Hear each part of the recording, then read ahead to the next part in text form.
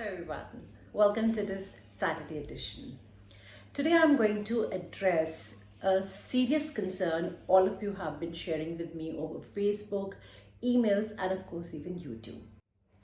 I'm talking about the TSMIT, the Temporary Skilled Migration Income Threshold requirement that had been recently raised from 53,900 to 70,000.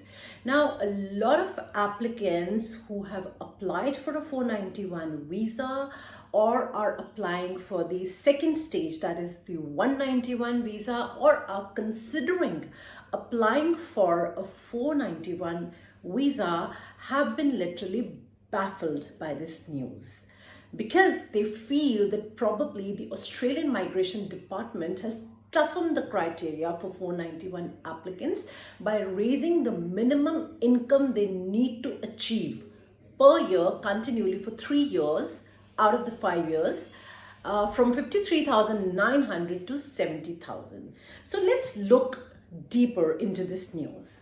First of all, I'd like to say that yes, the Immigration Department of Australia has raised the income threshold, but so far we only have information that this threshold has been raised for 480, that is temporary skills shortage visas. So what that typically means is that employers who are looking at sponsoring overseas workers will now have to ensure or assure the Immigration Department that they're paying a very fair wage to the overseas worker, which is competitive with the ongoing wages in Australia. Therefore, they feel that an employer who's sponsoring a worker should at least be paying them $70,000 a year plus superannuation instead of the 10-year-old wage, which was stagnated at 53,900.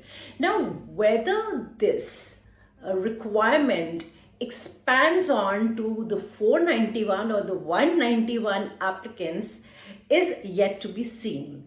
Though there is a group of people with the belief that probably it would apply to 491 applicants because the TSMIT applies to basically everybody except the concessions are granted. On the other hand, there is no specific information available that says that 491 or 191 visa applicants have been affected by this change. Let me now remind you that a 491 visa is a provisional residency visa. Therefore, all everybody is doing at this point of time is making speculations. All I can say to you is that the proposal, or I would say the notification that the income threshold is increased is very clear about 482 applicants, absolutely clear it applies to them, whereas the draft seems a little sketchy as far as other workers are concerned, such as 491 or 191 applicants are concerned.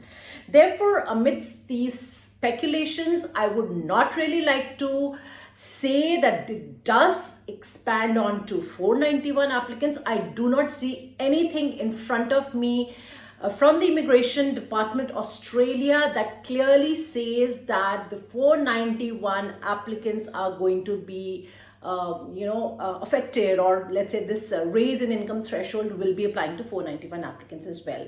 And also let me tell you that while the Australian government is trying to ensure the permanence of workers working in Australia, whether they come on a temporary residence visa or they come on a provisional residence visa, I do not think that the Australian government would do a thing such as this, which would be counterproductive to their efforts to ensure that those who come and work in Australia are able to settle down in Australia. They would love to have them settle there and not have them run away to their home countries because of not being able to meet the stringent requirements. Therefore, I do not personally see that happening, but I guess time will tell us whether this what this clause really means, because so far we do not have enough information to be coming to conclusions. We just need to wait it out and